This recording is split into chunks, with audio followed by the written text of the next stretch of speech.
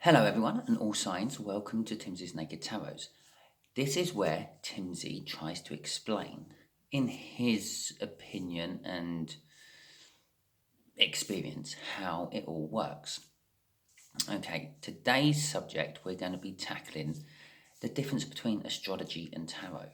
Okay then, well, tarot, let's start with tarot. Tarot is on cards like this, but you can also get all sorts of different cards like this. Yeah. And you can even do tarot on cards like this. And, well, to be quite honest, I've actually done a little tarot pull just for the hell of it to see if I could on some Cards Against Humanity's cards. And it worked. The reason it works is because the card is not actually giving me anything. Yeah, the energy is already coming into me. All what this card may do is prompt me to what the energy is actually about. Yeah, because if you look in this card, you have a moon, but it's the High Priestess. Now, the High Priestess in general is all about intuition, where the moon in general, in tarot, is all about things hidden. So I might get that in a read, and I might be feeling intuition, but the intuition is hidden from the person I'm doing the read from. So their intuition is working, but they don't realise it. And that's one of the reasons they come for a read with me, so I can explain to them that it is working. So that's being said, that's how tarot kind of works. So the energy is flowing in. Yeah, but when you do tarot, this is why astrology shouldn't be in tarot. I mean, it can be, but it shouldn't be. Tarot should be a one-on-one thing. Yeah, everything in the world gives off an energy. If you're a Star Wars buff, you could call it the Force. Yes, listen to Yoda. He explains a lot about tarot. So anyway, getting back to it, everything gives off energy. So someone comes to a tarot reader, sits down and says, I want to know what's going to happen in the future. So the tarot reader starts shuffling the cards, possibly even gets the other person to shuffle the cards to put their energy into the cards. And then the cards will, this seems like magic, and it kind of is, arrange themselves through the shuffling to do a read. Now, the tarot reader is just basically the same as any other person in the world. They're just more open to that energy. If you can imagine, you use your eyes to see, yeah? All you're seeing is an energy wave. You use your ears to hear. All you're doing is listening to an energy wave. An energy wave goes into your ear and it gets translated through various different bones and bits and bobs, and the vibrations get turned into sound. So they're all on the same spectrum, they're just at different points. Now, the energy which tarot readers read, or fortune tellers use, or energy readers pick up on, is all the same spectrum. It's just at a different frequency which you can't see and you can't hear, you feel it. Some people ask me about opening their inner eye. Is my inner eye open? Well, I think everyone's inner eye is always open. Because when you're born basically a wild animal. So everything, all your instincts are working. Okay, your eyes need to learn to see what they're seeing, and your ears need to learn to hear what they're hearing. Your mouth needs to learn to speak. Yeah, so your brain processes it all. And when you're young, well, you use your inner eye and you rely on your inner eye. You have feelings and you use your imagination and all that. But as you get older, that sort of gets beaten out of people a little bit. It's like, because not everyone has learned how to translate the energies coming in through their inner eye, their body, their intuition. And they don't understand what they're feeling. Yeah, because their brain can't translate it. Because their brain is geared up for translating from the eyes, the ears, smell, there's another energy waveform, and like your mouth speaking and things. So I'm diverging off from the topic. Yeah, okay, right. Tarot, yeah, energy. So we pull in the energy. Well, we don't pull in the energy. The energy is there around us all the time. Someone comes in, brings their energy in, and then we bounce off their energy, off the energy, what's coming in around us from the universe, and we can work out what's going on, possibly in the future. Generally speaking. Right, astrology. Okay, well, astrology is using more energy. If you can imagine, tarot is using a current in the sea, a riptide in the sea. Yeah. Well, astrology is the rest of the sea.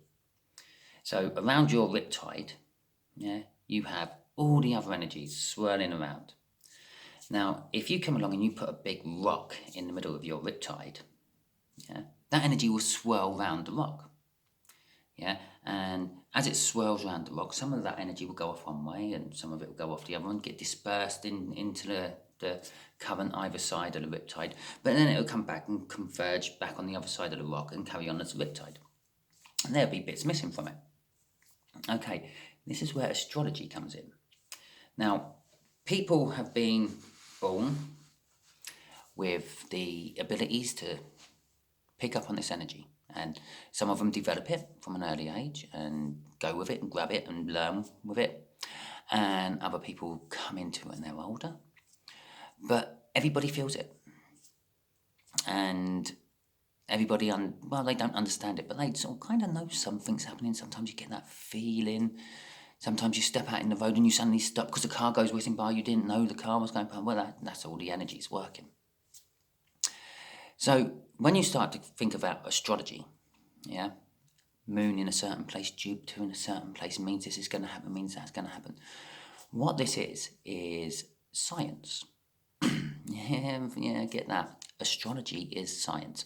Now, no scientist will recognize it as science these days. But when you go back thousands of years, when Plato was around, for example, yeah, when philosophers had a bearing on how science went, basically the way I see philosophers is they come up with questions that scientists don't think of, and then scientists go, well, I'm going to prove them wrong.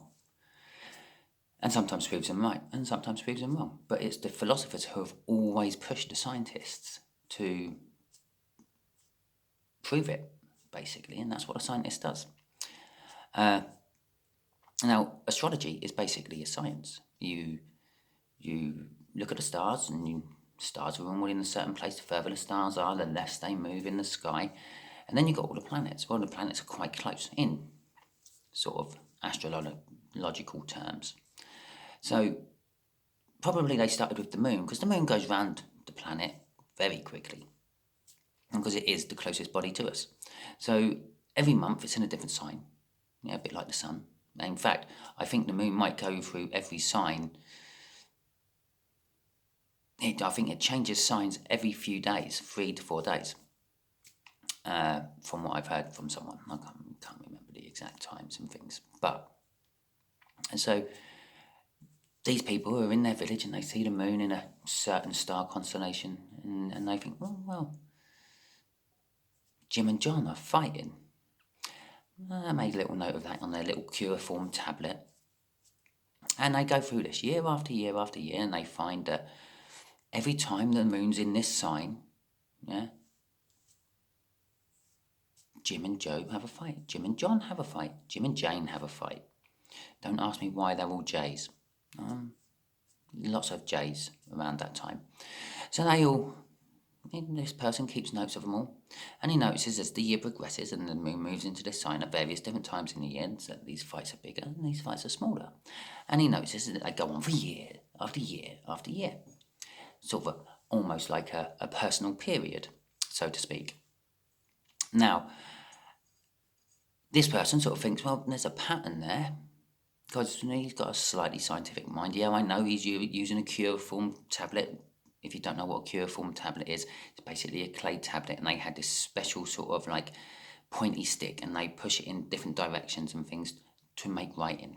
Cuneiform was the first type of writing on the planet, as far as we know so far. So, yeah, then he started to look at other planets which were visible to the naked eye at the time, like Mars and Jupiter. They didn't know it was Mars or Jupiter at the time, and it's a name we've given it, and that's why the universe don't understand what it actually is. But the point being, as they go round the sky at night, and they track it in the various different constellations in the sky, and they notice various different things happen like clockwork in their little village. There we go. That's because as this energy, the universal energy, comes coursing through our solar system from every different direction it comes from, it hits Jupiter. And what does it do? Well, it goes round Jupiter. And some of it goes off left and some of it goes off right and up and down because it's 4D up there. Yeah, so it goes off all over the place. So when it comes back and converges and carries on in its direction it was going, it's not all there.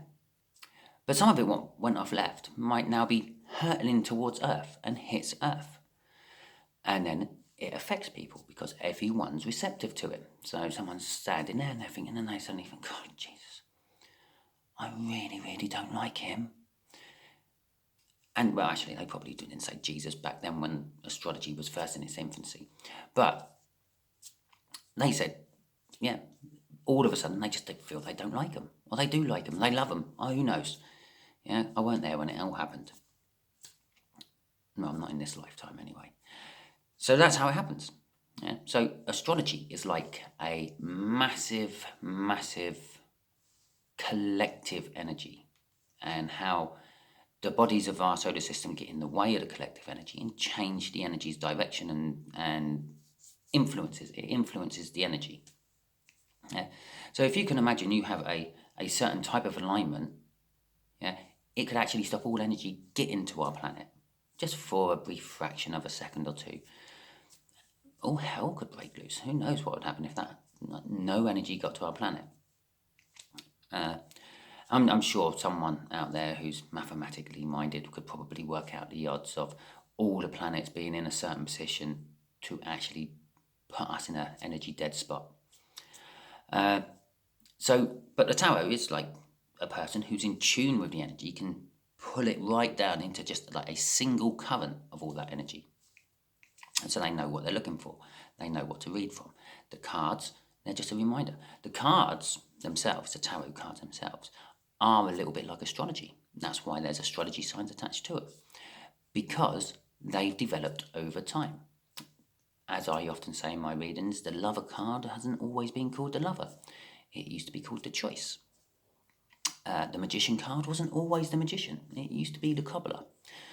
If you're not sure what a cobbler is, it's someone who makes shoes.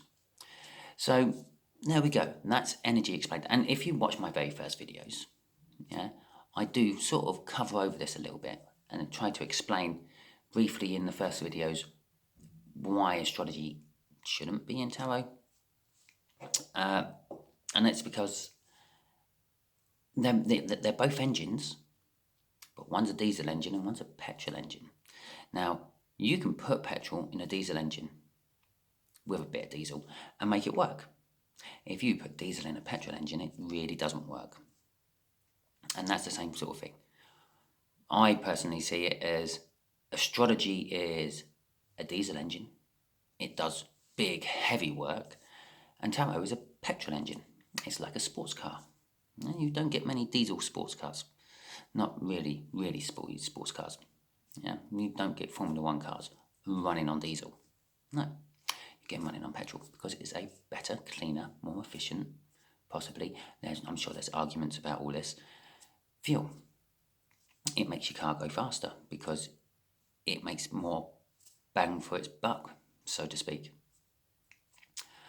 You may realise I do this quite a lot. I just ramble on and veer off on different directions. I'm a little bit like the energy getting caught up in a planet's way and then veering off, and you might get only a tiny part of what I was actually going to talk about because the rest of it all went off somewhere else and you only got a little bit what bounced off Jupiter, for example. And I really lose track of what I'm talking about when I'm talking about it. We were talking about energies, and yeah, so in my early card reads, I would explain this like a bit like a diesel and a petrol engine. And it is very, very much like that. You've got astrology, which deals with the masses, Yeah, masses of energy hitting the whole planet at the same time. Everyone picking up on that energy at the same time. And then you've got tarot readers or energy readers who can actually filter out some of it. They've learned things as they've developed their reads. And so they can block out a lot of it and then just like hone it into almost like having a dam with a little sluice gate in, so they can just open it up and the water pouring. That's just that little stream of water, and that's all they pull the energy out of what they need. So I hope this helped, and I hope this makes you understand a little bit more about astrology and tarot. Getting back to astrology signs being attached to tarot, over time, obviously both have been around. I'm not sure which one came first, doesn't really matter. But they have found some cards or some energies are linked to other energies, which like we call a Cancerian energy. Like, so for instance, the Chariot card, yeah, victory, movement, and all that. But it feels like the same sort of energies will come off a Cancerian, yeah. And it's not a Cancerian. It's just someone born at that time of the year. And the reason they are like that is because as they're born, or possibly even 9 months earlier when they were conceived, they were being instilled with the energy which was currently bombarding our planet at the time. So there we go. There's a thought for you, all you people who follow star signs and astrology. Perhaps you're not actually the star sign you think you are. Maybe if you go back 9 star signs, that'll be the star sign you actually are. Because strictly speaking, that will be the moment when your life started. And that should make you the star sign you actually are, in my opinion. So I have to put that one in, otherwise, I don't know, someone would take me to court. Okay, cheerio.